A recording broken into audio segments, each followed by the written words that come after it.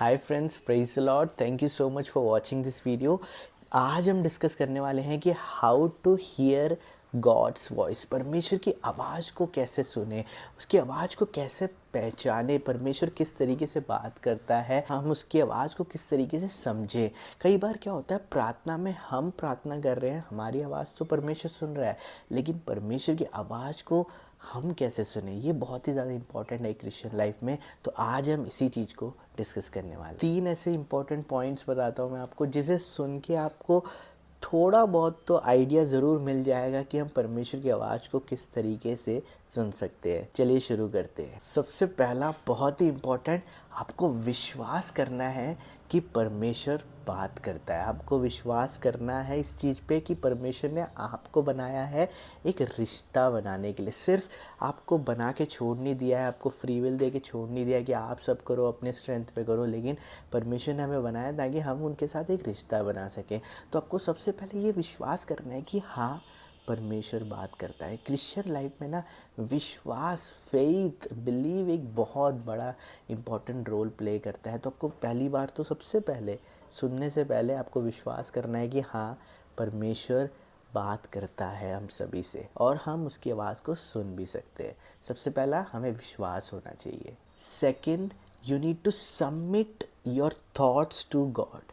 मतलब कई बार क्या होता है, जब भी आपने कभी प्रार्थना किया ना, आपको लगता होगा कि जो मैं मांग रहा हूँ वो हमेशा सही है, राइट। हम जब कुछ भी चीज़ हमारे लिए हम प्रार्थना में मांगते हैं, धन्यवाद देते हैं, हमें हमें हमेशा सही, ऐसा लगता है कि मैं सही हूँ, आप बस दे दो मेरे को, मैंने ये चीज़ मांगा है तो मैंने कई बार रिसर्च किया हुआ है इस चीज़ पे, तो मेरे को वो चीज़ चाहिए परमेश्वर, आप मेरे को उत्तर दो और वो चीज़ जो मैंने मांगा है वो मेरे को दो। क्योंकि हमें लगता है कि मेरे थॉट्स, मेरे प्लान्स बिल्कुल सही हैं। इस चीज़ को हमें ओवरकम करना है, इस चीज़ को हटाना है। हमें हमारे जो थॉट्स हैं उसको हमें सबमिट करना है परमेश्वर के पास।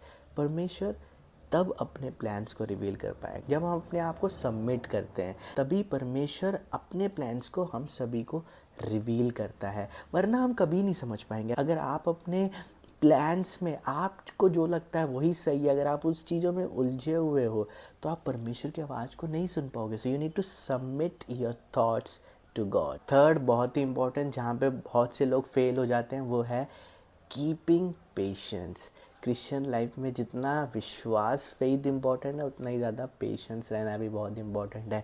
मैं आपको बिल्कुल नहीं बता सकता कि परमेश्वर आपको किस तरीके से परमेश्वर आपसे बात करेगा, क्योंकि अलग अलग तरीक़ों से, अलग अलग लोगों से अलग अलग वे में बात करता है। कुछ लोगों के साथ परमेश्वर बाइबल के थ्रू बात करता है, कुछ लोगों को प्रार्थना के थ्रू, कुछ लोगों को बिल्कुल ऑडियोबल आवाज़ से भी बात करता है, कुछ लोगों को पैदल चलते हुए बात करता है, कुछ लोगों को पास्टर्स के थ्रू बात करता है परमेश्वर। तो अलग अलग लोगों के पास ना अलग अलग तरीके हैं जिससे परमेश्वर एक अलग अलग रिश्ता मेंटेन करता है। तो मैं आपको बिल्कुल एक नहीं बता सकता कि इसी तरीके से बाइबल पढ़ के ही आपसे परमेश्वर प्रार्थना करेगा। आई डोंट नो, वो है आपको फिगर आउट करना है, आपको खुद पता लगाना है आपके लिए, अपने दोस्त के लिए नहीं, आपके लिए, कि परमेश्वर मुझसे किस तरीके से, किस मीडियम के थ्रू या किस वे में परमेश्वर मुझसे बात करता है। That comes when you submit your thoughts,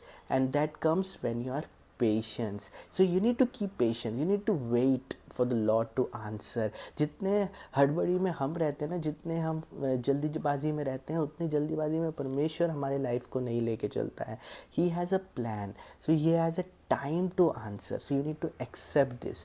तभी मैंने सबसे पहले बोला था कि यू नीड टू अंडरस्टैंड कि परमेश्वर, यू नीड टू बिलीव कि परमेश्वर हमसे बात करता है और हम सुन सकते हैं। अगर आपको इस चीज़ का विश्वास नहीं है ना, तो आपके अंदर पेशेंस बिल्कुल नहीं हो सकता है। तो you need to have that patience. And I hope कि आपको ये 3 पॉइंट यूज़फुल रहा। बहुत सी चीज़ें इसमें डिस्कस करी जा सकती है, ऐसे छोटे छोटे वीडियोस में और बनाऊंगा, तो आप सब्सक्राइब कीजिए ऐसे और भी वीडियोस के लिए। God bless you.